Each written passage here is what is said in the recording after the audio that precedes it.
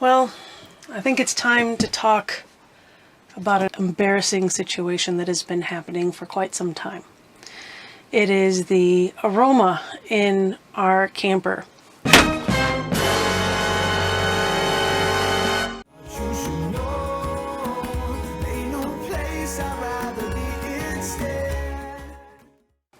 So we've had our host Cascade for several years, and prior to going to full-time, every once in a while we'd have a problem with black tank smell in the camper. We just thought we may have done something wrong at the beginning, maybe we didn't use enough chemicals, and so we blamed it on us. As we went full-time, we started experiencing this more often. If you've seen some of our other videos, we replaced the rubber around the ball gasket in the toilet. We've replaced the Studer valves probably a good half dozen times. We've even put water in the sink, and honestly, nothing has worked. Now, I will say that the smell isn't there all the time. Get in there, you big polio! I don't care what you smell! We believe the majority of the smell is actually coming from the bathroom sink, which is tied to the black tank in host campers. Our assumption is that maybe that P-trap isn't really getting full with water and is allowing air to come back into that, especially when we have pressure differences when we're opening up fans and have windows open. A few months ago, we had come across an option that we hadn't heard of before called the HepvO valve. And the idea behind this valve is that it opens to allow water to go through, but then closes to help minimize or eliminate the airflow back through the sink, which sounded exactly like the problem that we were experiencing. So Gary's going to take you through the installation process, and hopefully this will give you some idea of what you're in for if you decide to go down this path as well. Well, here we are for another project. Trying to get rid of the black tank stink, and we're using the HepvO valve. It's a really tight space here in the host bathroom sink. So what I've done is cut this off from there, and I left just enough on this flange here to accommodate this rubber seal. So what I'm going to do is put this pipe inside the other one to kind of help seal it, and then this rubber flange is going to go over the outside edge of that black pipe in there, that little bit there. So I've got it situated just right, and then this piece is what mounts to the compression seal here on the HepvO valve.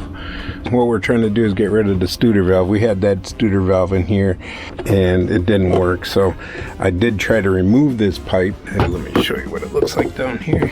So I tried to remove that pipe, but it's glued in there pretty well with some plumber's epoxy or something like that. So what I've done is just left it in there. I kind of braced it while I was cutting it, and just reached in here with a handsaw, because it comes at an angle, so I could get in there really close. I did have to move the outlet, that's the bathroom outlet that's right here.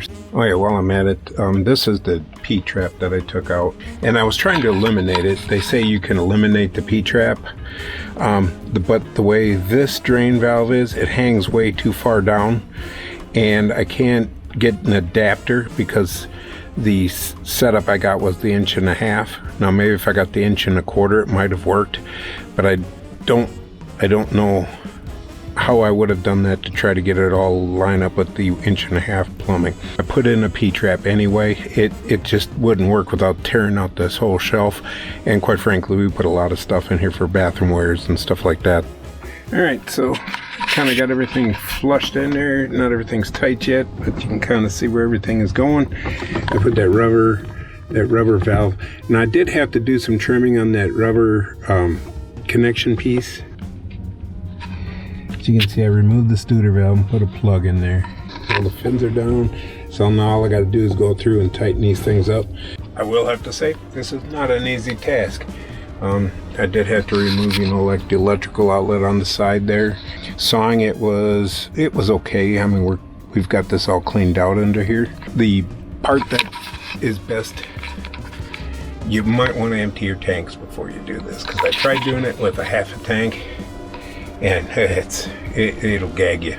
We did end up going to the hardware store about 9 times. No, I'm just kidding. It was only about 3 or 4 times, because one way would work and then I'd get it one section and then the other way didn't work. So now I know our plumbers have such big vans because they can fit all these fittings in there.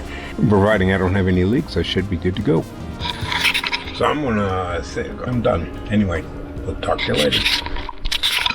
So we've had the HepvO valve installed for the last 3-4 weeks, and I'll say this because Gary's not here. It is a game changer. He hates that phrase. It really made a huge difference. I have not had black tank smell in the camper since then. We've had our fans going, we've had AC on, we've had all of the things that would have typically caused problems. We did not smell anything. Even when we were dumping, which is usually another situation when we do get some of that smell in the cabin because all of the water is being drained, it pulls that water out of that P-trap. No smell, no smell. So if you are experiencing something similar to this in your camper, this may be a good way to go. I'll put all the information below. If you're interested, hopefully that will help you if you choose to go down this path. Hope that helps. We'll chat with you later. Take care.